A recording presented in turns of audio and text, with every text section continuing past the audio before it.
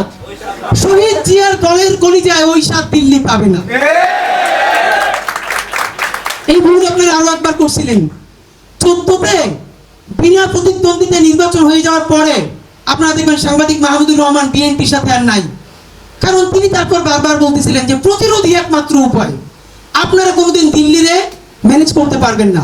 আমি খুসরো মাহমুদ চৌধুরী সাহেব থেকে শুরু করে অনেকেই 18 ইলেকশনের আগে দিল্লিকে ম্যানেজ করার চেষ্টা করলেন। চেষ্টা করাটাও খারাপ না, আমরা তো তাদের সাথে ডিল করতেই হবে। তাদেরকে সিম্পলি দেখা পর্যন্ত করতে দেওয়া হয়নি। এরপর কি হলো, 18 নির্বাচন হলো, তারপর বলা হলো এই যে আমরা প্রতিরোধের কথা বলি, এই সব উগ্র কথাবার্তার কারণেই দিল্লি বিএনপি এবং অন্যান্য গোষ্ঠীকে ক্ষমতায় আসতে দিতে চায় না। সুতরাং এবার আমাদেরকে প্রচুর ভদ্র হইতে হবে, আমাদেরকে সুশীল হইতে হবে, আমাদেরকে এবার প্রতিরোধ হিসেবে প্রচুর রবীন্দ্রসঙ্গীত গাইতে হবে। এরপর আমাদের ভাই বন্ধুরা সবাই প্রচুর রবীন্দ্র চর্চা শুরু করলো এবং 24-এ যা হওয়ার তাই হলো, কিন্তু রবীন্দ্রসঙ্গীতও তার মুখ দিয়েই না দিতে পারলো না।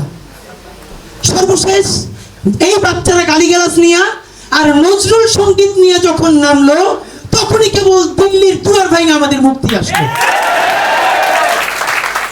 এই সত্য কথা বলতে আপনাদের দ্বিধা কোথায়, এত লজ্জা কিসের? আপনাদের কোনো ডিপ্লোমেসি এটা ওয়ার্ক করে নাই।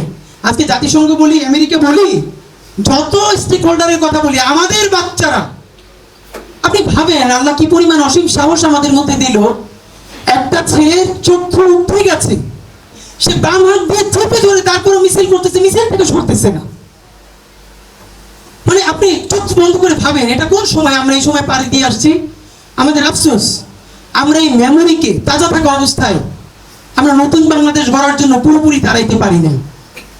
আমাদের রাজনীতিবিদরা, সেদিনকে আমাদের সিনিয়র বিএনপি কিছু ভাইরা আমারে বললেন, এই ইউনুস তিনি টেস্টারে ঢুকাইছেন, তিনি একবারও বাচ্চাদেরকে বলে নাই